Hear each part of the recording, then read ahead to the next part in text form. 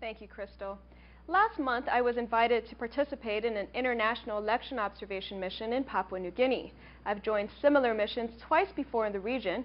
There's much endeavors to neutrally observe and report on the democratic processes of the host countries, as they are valuable cultural and educational experiences for the mission participants. Tonight begins the first of a series of stories on my personal experiences from that 3-week adventure. Funded by the U.S. State Department, the mission was organized by the East-West Center, a non-governmental institution in Hawaii that aims to promote better relations among the United States, Asia, and the Pacific. The center has coordinated similar missions in recent years for the Federated States of Micronesia, Bougainville, and the Solomon Islands. This year's election may be Papua New Guinea's most critical one yet in its 37 years since independence.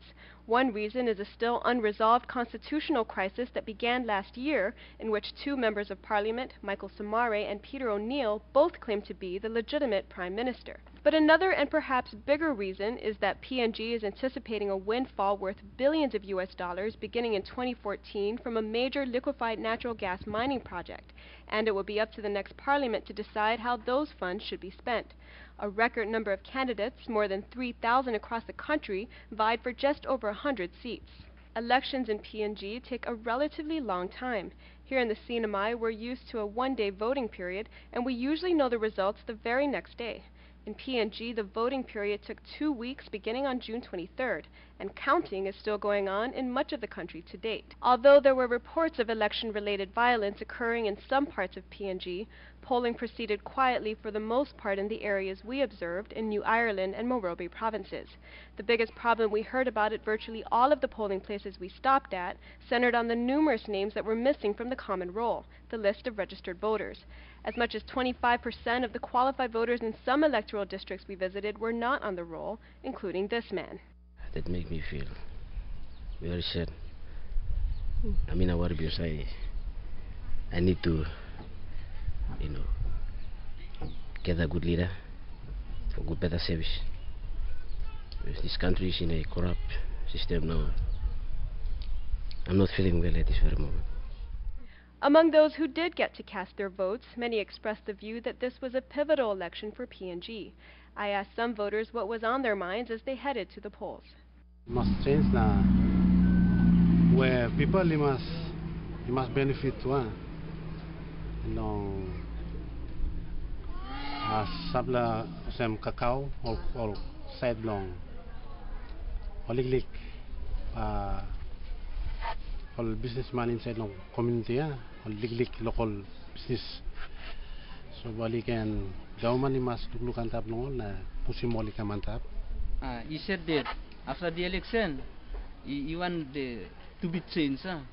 You want the government to look upon our cash crops and to improve the livelihood of the people in the village. Some of these candidates don't live with us, don't know our problems in the villages. Because we have problems. A lot of them, we elect them, they go to the house, and then they don't know us anymore. So we want this government to be changed. We don't want any more corruptions in this next coming government.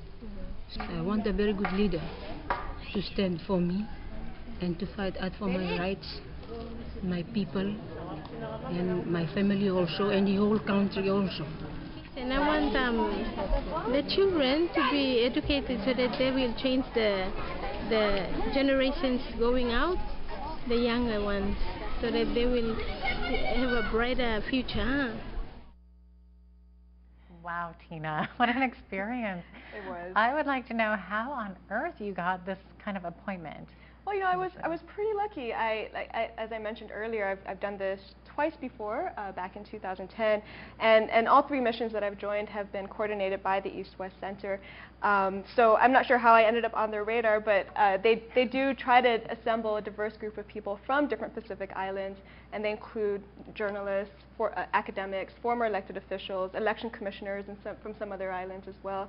And so a pretty diverse group goes into these other island countries to take a look at the process of how they conduct their elections, but also to learn about the countries and their cultures and democracy there, and bring some lessons back. So it's been a valuable experience, I think, just personally, maybe more for me than even what I contributed, but Wow. I felt very lucky to be Any there. lessons you feel that you can bring back here? Sure.